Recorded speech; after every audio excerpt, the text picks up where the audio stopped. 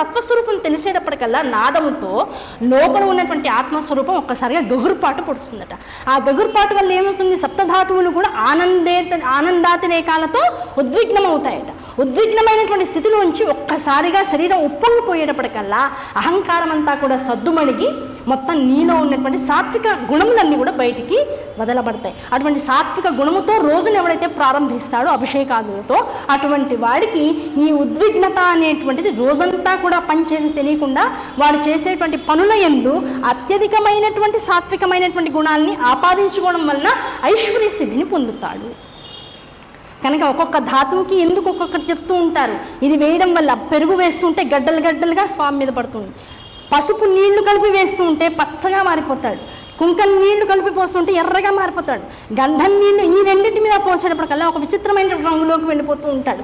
దీని మీద మళ్ళీ విభూతితో కలిపినటువంటి నీళ్లు పోసేటప్పటికల్లా ఈ రంగులన్నీ పోయి తెల్లదనం వస్తుంది. ఈ తెల్లదనంలోంచి నీళ్లు ఒక్కసారిగా పోసేటప్పటికి అంతా పోయి మొత్తం శుద్ధ స్ఫటిక సంకాసం వల్ల మెరిసిపోతూ ఉంటాడు. ఇన్ని రూపాల్లో కనపడి నాలో ఉన్నటువంటి తెలియనటువంటి ఆనందాన్ని నాకు పరిచయం చేసినటువంటి తండ్రికి నేనేమి ఇవ్వగలను? ఒక చెంచాడు పాలు, ఒక చెంచాడు పెరుగు. ఇందులో చాలామంది మళ్ళీ రకరకాల విషయాలు మాట్లాడతారు. అసలు ఎందుకు చేయాలి అభిషేకాలు? ఈ పోసే పాలు, ఈ వేస్ట్ చేసే నీళ్లు లేని వాళ్ళకి ఇవ్వచ్చు కదా. లేని వాళ్ళకి ఇవ్వడానికి గ్లాసులు కావాలి, స్వామికి ఎన్ని కావాలి? చెంచాడు కావాలి. ఆ చెంచాడుతో నీ కడుపు నిండుదంటే రోజులు చెంచాడు నీళ్లు పోస్తా, చెంచాడు పాలు పోస్తా, చెంచాడు పెరిగిస్తా. నిజంగా చెంచాతో ఆనందపడేవాళ్ళు జగత్తులో ఉంటే అసలు ఆకలి చావులే ఉండవు జగత్తులో. నాకు ఇంత కావాలి అని కోరిక ఉండబట్టే దేహి అనేటువంటి వాళ్ళు ఎక్కువైపోయారు.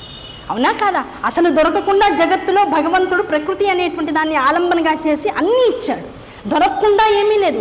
ఎప్పుడైతే దొరకనంత స్థాయిలో నువ్వు జగత్తుకి ఏమీ ఇవ్వలేదు, ఒక జన్మలో దొరకనంత స్థితిలో నువ్వు ఉండి 10 మంది ఇస్తే ఆనందాన్ని అనుభవించే స్థితిలోకి వచ్చేసావు. ఆ 10 మంది వల్ల ఉద్ధరింపబడతావు అనుకున్నంతసేపు ఒక పాపము ఒక పుణ్యము జరుగుతూనే ఉంటుంది. ఈ పాపపుణ్యాలకి అతీతంగా ఎప్పుడైతే భగవంతుడు అనేవాడు ఉన్నాడు, వాడికి ఈ జన్మలో అన్న నేను చేసుకోవాలనుకుంటే ఏదో ఒకటి ఆ చేసుకునేటువంటి వాడు ఇలా ఎప్పుడూ చేయి చాచడు, ఇలా అభిషేకాన్ని చేస్తూనే ఉంటాడు. ఆ అభిషేకం మనిషికైనా ఒకటే, రసలింగానికైతే అయినా ఒకటి. కనుక ఇటువంటి వ్యర్థమైనటువంటి విషయాలన్నీ పక్కన పెట్టగలిగితే నువ్వు ఈ భగవత్స్వరూపమైనటువంటి జగత్తులో ఉన్నటువంటి ఆ రసోపేతమైనటువంటి గుణాన్ని ఎలా గ్రహించగలుగుతున్నావు అనేటువంటిది నువ్వు చేసేటువంటి పూజాధికాల వెనకాల ఉన్న అసలు రహస్యం. దాన్ని స్వీకరించగలిగితే అభిషేకం జరుగుతుంది. అభిషేకంతో పాటు ఏం నీలోకి వస్తుంది అంటే ఆత్మశుద్ధి వస్తుంది. ఎప్పుడైతే ఆత్మశుద్ధిని నువ్వు స్వీకరించగలుగుతున్నావో ఆత్మ మోక్షానికి అర్హత ఏదైతే ఉందో దానికి అర్హతని సంపాదిస్తుంది. మోక్షం అనేటువంటి దానికి అర్హత సంపాదించాలి అంటే అభిషేకం ఒక్కటే దీని అంతరికి కూడా మూలము. కనుక అభిషేకం నిత్యం చేయడం వల్ల ఏం జరుగుతుంది? నీకు ఏదొచ్చినా రాకపోయినా మోక్షం అయితే వస్తుందయ్యా. కారణం ఏంటి? ఆ పదార్థాలు పడుతున్నప్పుడు మనస్సు ఎలాగైతే ఆ పదార్థముతో పాటు లింగము యందు లయమవుతుందో, ఆ లయించినటువంటి కాసేపు మనస్సు ఎలాగైతే ఆనందము అనుభవిస్తుందో, అనుభవించిన దాన్ని అనుభవిస్తోందని తెలుసుకుని ఎలాగైతే మళ్ళీ మళ్ళీ చేయాలని నువ్వు రెడీ అవుతున్నావో, ఈ ఆనంద అనుభూతి ఏదైతే ఉందో అదే మోక్షం. అంతకు మించి మోక్షం శరీరం పడిపోతే వచ్చేది కాదు.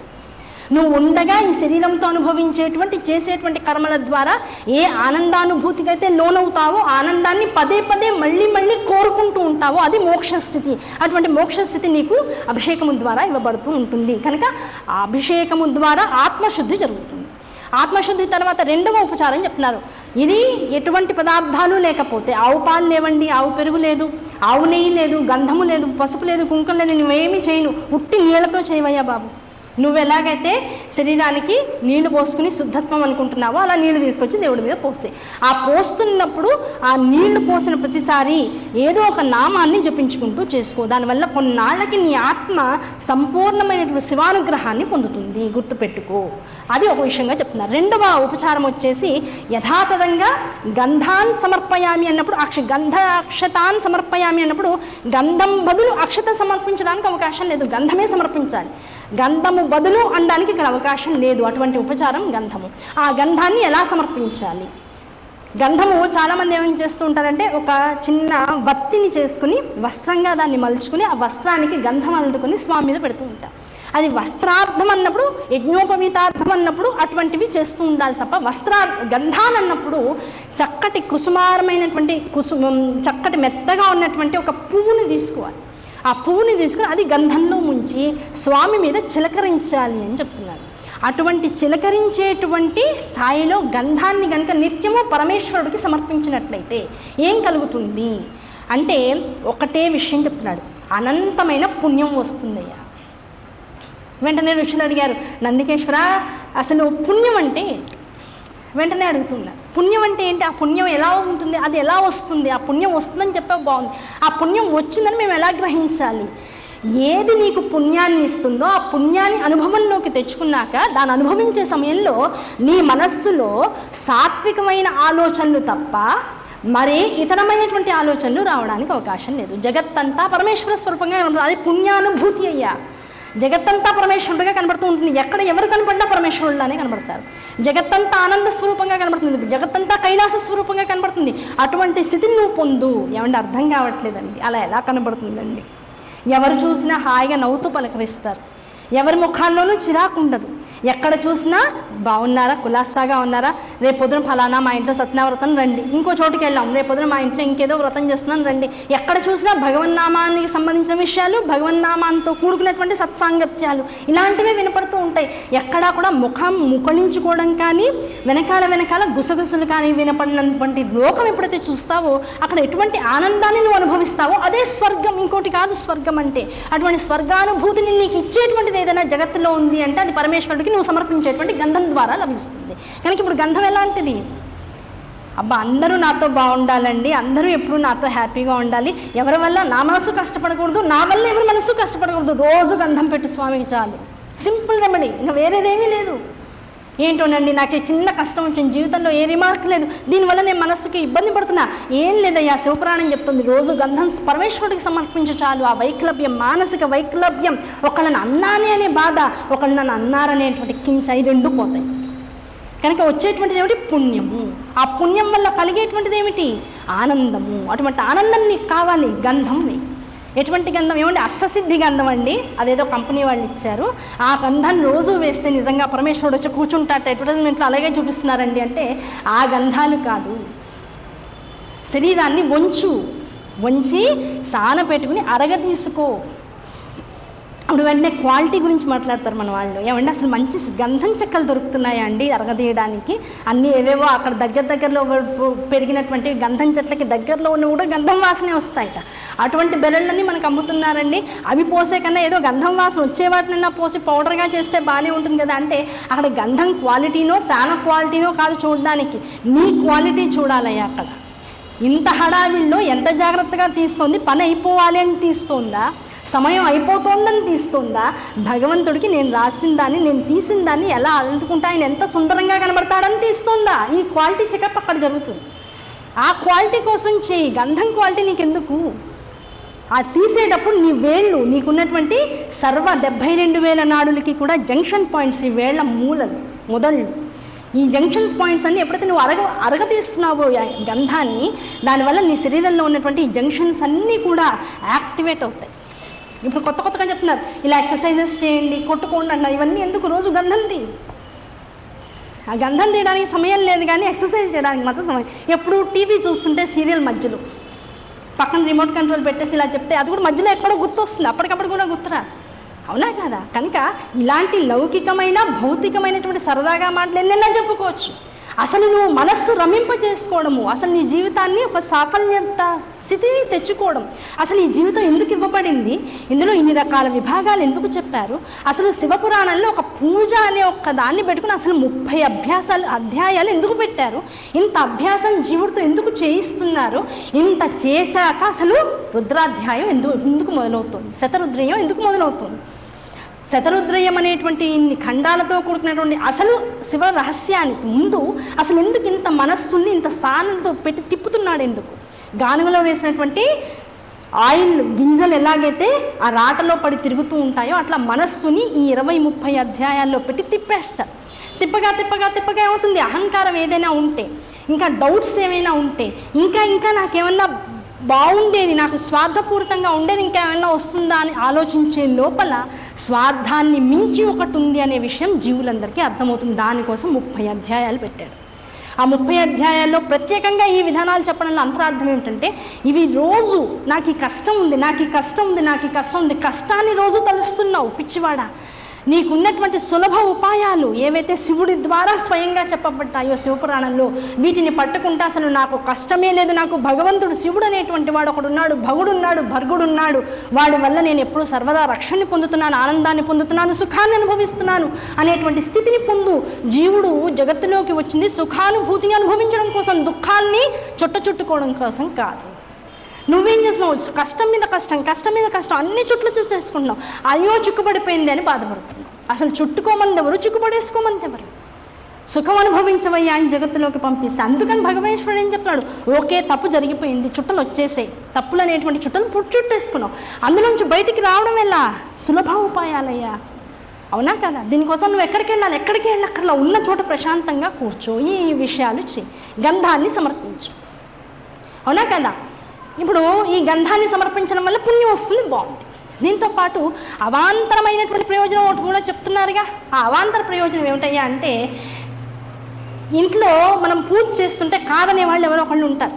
అంటే కాదనరు మర్యాదగా, ఏదో చెప్పాలంటే అబ్బా ఇంతసేపా, ఇంకా ఎన్ని గంటలు, ఇంకా ఎంతసేపు అని అంటూ ఉండేవాళ్ళు ఎవరో ఉంటారు. లేకపోతే మనకే టెన్షన్ వస్తుంది, బాబాయ్ వీళ్ళు ఏమనుకుంటారు నాయన, ఇంకా పూజ అవ్వట్లేదు, జపం అవ్వట్లేదు, ఇన్ని చెప్పారు, ఇవన్నీ చేస్తే కానీ రాదన్నారు, తెలుసుకున్నాక ఇంకా గోల, ఇప్పుడు చేయకపోతే ఒక బాధ, చేస్తే ఒక బాధ, ఏమిటిరా బాబు నా పరిస్థితి అంటే, ఇలాంటి బాధ మనసులో పెట్టుకుని అవతల వాళ్ళు కూడా మనకి సహకరించాలనే స్థాయిలో నువ్వు కనుక పూజ, ఈ గంధాన్ని కనుక సమర్పిస్తే, భర్త కానీ భార్య కానీ ఇంట్లో ఉన్నటువంటి మిగతా కుటుంబ సభ్యులు కానీ వీళ్ళందరూ కూడా నీకు దోహదకారులుగా మారతారట గంధాన్ని సమర్పించడం ద్వారా.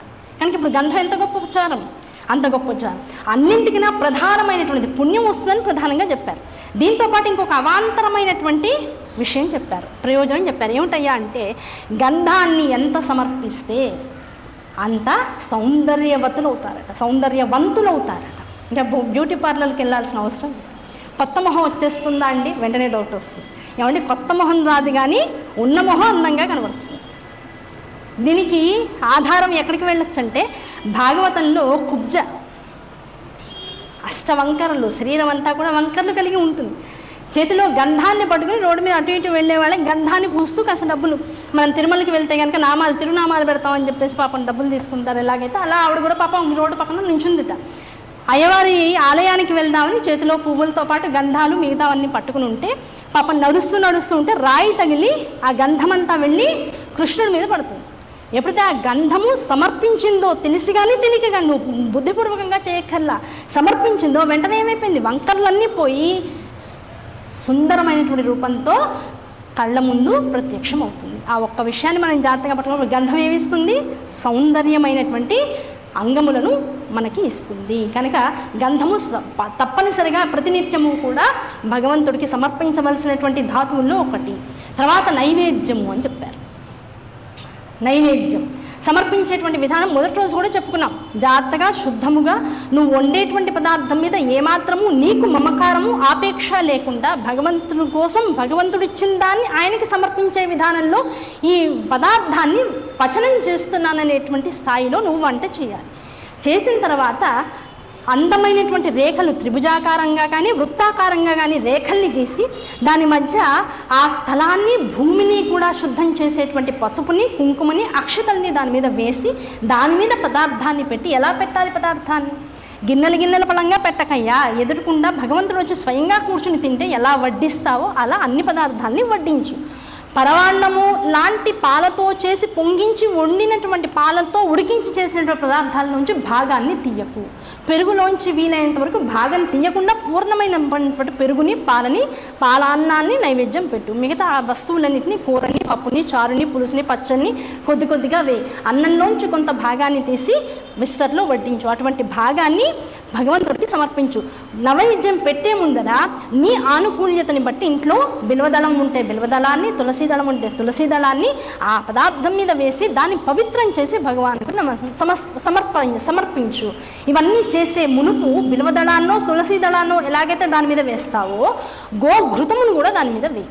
దానివల్ల ఏమవుతుంది అంటే ఏ చిన్న కాస్త దోషము అన్నం వండే సమయంలో కానీ వడ్డించే సమయంలో కానీ ఆకు ఎందు కానీ లేదు మిగతా గరిటెల ఎందు కానీ తెలిసి తెలియక ఇదివరకు పదార్థాలు ఏమైనా ఉండిపోతే అటువంటి వాటితో మళ్ళీ వడ్డించిన దోషం ఏదైనా మనకు కలగకుండా ఈ గోఘృతం అనేటువంటిది పదార్థాన్ని పూర్ణంగా మారుస్తుంది, శుద్ధంగా. అటువంటి శుద్ధమైనటువంటి పదార్థాన్ని భగవంతుడికి నివేదన చేసిన తర్వాత ఉన్న పళ్ళాన్ని చాలామంది ఏం చేస్తారంటే ఇంట్లో యజమానుకో ఎవరికో గొప్పకు నా పళ్ళెం పెట్టేస్తారు. అలా పెట్టడానికి లేదు, ఉన్న పదార్థాలన్నీ మళ్ళీ ప్రధాన పదార్థాలతో కలిపి మొత్తం పదార్థాన్ని ప్రసాదంగా మార్చి ఆ ప్రసాదాన్ని ఇంట్లో ఉన్నటువంటి కుటుంబ సభ్యులందరితో పాటు కలిసి స్వీకరించు. అది భగవన్ నివేదన ప్రసాదం స్వీకరించేటువంటి విధానం, పెట్టేటువంటి విధానం. ఇటువంటి నివేదన ఎవరైతే పెడతారో ఆ పెట్టినటువంటి వాడికి వచ్చేటువంటి ప్రధానమైనటువంటిది ఏమిటయ్యా అంటే మంత్రము రాకపోయినా విషయాన్ని జాగ్రత్తగా పట్టుకున్నటువంటి వాడికి సాత్వికమైనటువంటి ఆహారం, భగవన్ నివేదనమైనటువంటి ఆహారం లోపలికి వెళ్ళడం వలన వీడి చూపు, వీడి మాట, వీడి ఆలోచన అన్నీ కూడా భగవన్ నివేదంగా, భగవత్ ప్రసాదంగా మారుతుంది. ఇంకా వీరి వల్ల ప్రపంచంలో ఇలా క్రమంగా నువ్వు నిత్య ప్రసాదం స్వీకరించడం వల్ల నీ వల్ల ప్రపంచంలో ఎవరు బాధపడడానికి అవకాశం లేదు. ఎవరి వలనైనా నువ్వు బాధపడేటువంటి అవకాశం ఒకవేళ అటువంటి సందర్భం వచ్చినా ఈ ప్రసాద స్వీకరణ చేయడం ద్వారా ఎదుటివాడు అంటున్నటువంటివన్నీ కూడా నిందాపూరితమైనటువంటివిగా నువ్వు స్వీకరించలేనంత అడ్డుకవచం భగవంతుడి ద్వారా పెట్టబడుతుంది. కనుక వాడు తిడుతున్నా నువ్వు ఆనందంగానే అనుభవించేసి పోరా చిన్నవాడా నువ్వేమన్నా నాకేం పెద్ద పట్టదు అన్నట్లుగా ప్రతి మాటని పక్కకి తోసేస్తావు. లేదు అసలు వాడు అంటుంటే ఇంకా ముద్దుగా కూడా ఉంటుంది నీకు. ఏదో చిన్నపిల్లవాడు భక్తుడైనటువంటి వాడు భగవంతుడిని నిందాస్తుతి చేసినట్లుగా నువ్వు కూడా ఎవరైనా తిడుతుంటే చాలా ఆనందంగా అనుభవించేస్తూ ఉంటావు. దానివల్ల బాధ కానీ ఇబ్బంది కానీ నీకు కలగకుండా ఉంటుంది. ప్రసాదం వల్ల అసలైనటువంటి స్థితి అది.